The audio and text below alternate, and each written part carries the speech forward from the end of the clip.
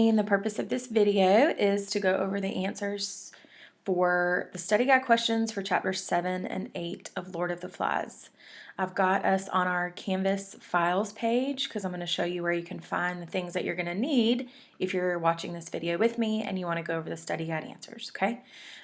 In your Unit 3 folder, Lord of the Flies, you've got Lord of the Flies study guide for final exam, and I'm going to have you pull up the full story, okay?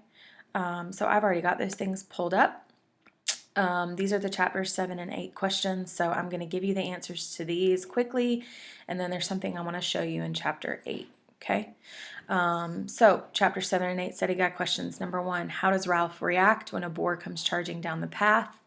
At this point, they are out and hunting, and right before this, immediately before this, he was daydreaming about home. This is one of your questions for chapter 7. I asked you to include some details about his daydreams.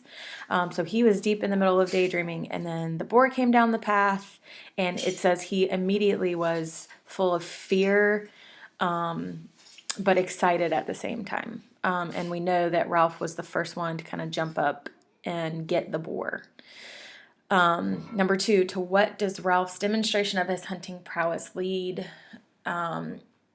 They kill a pig, and it's this kind of reigniting of the excitement of hunting. They do finally kill one. It's very exciting to them, and so it's this like rejuvenated hype about we got to kill these pigs, we got to keep hunting. Okay.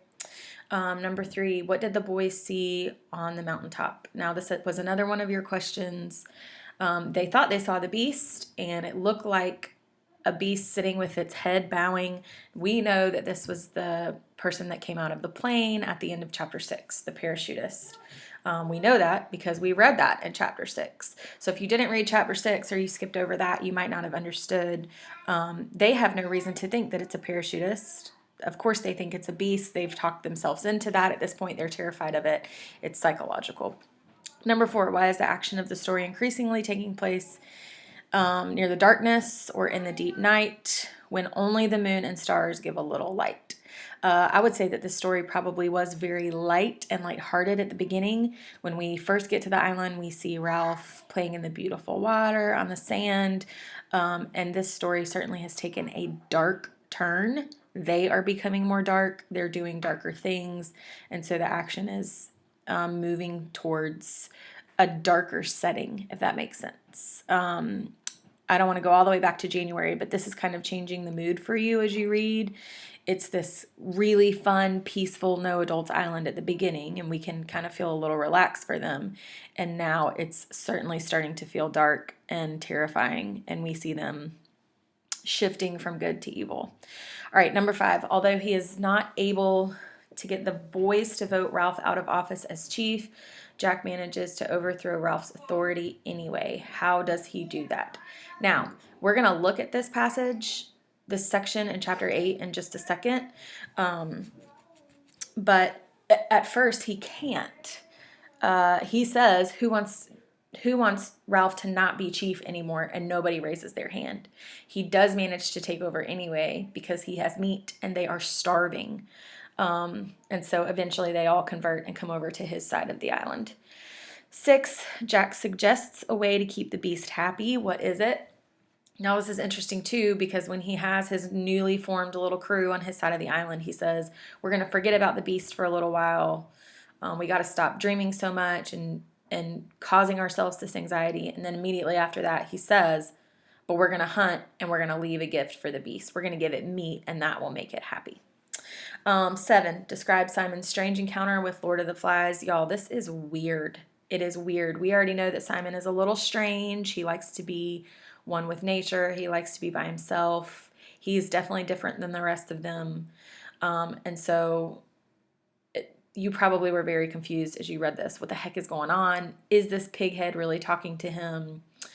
I just want you to imagine this also is kind of like a daydream. Simon is out there. What would this pighead be saying to me if we were having a conversation?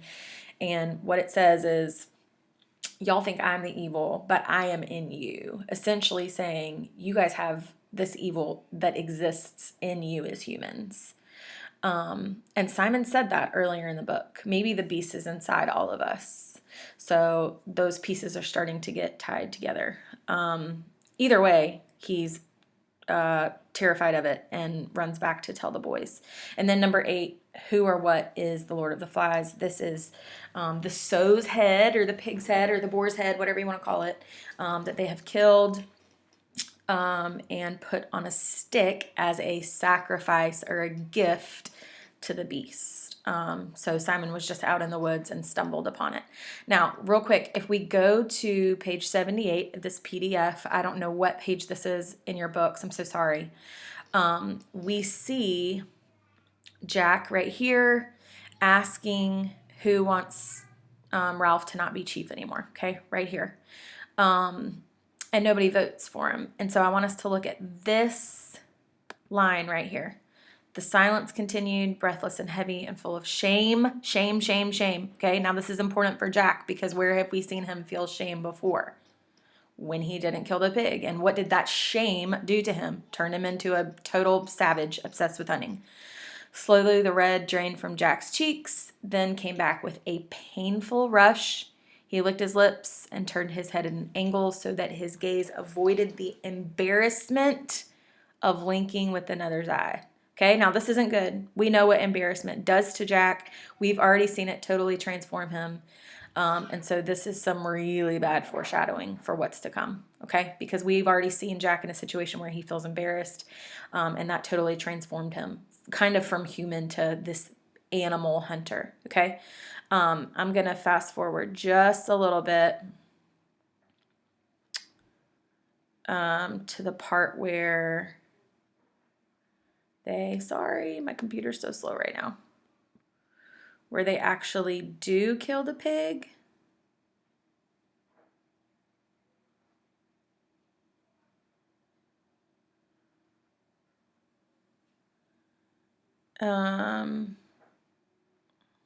Sorry.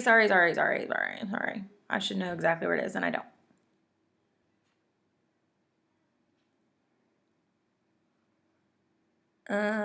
Okay, here we go. So we're going to page 83. So sorry. They are out hunting, right? We need to give meat to the beast. It will make it happy. I want you to come right here on page 83 where it says, here, struck down by the heat. The sow fell. They've got another pig. Look at this sentence right here, starting with Jack. Jack was on top of the sow, stabbing downward with his knife. Okay.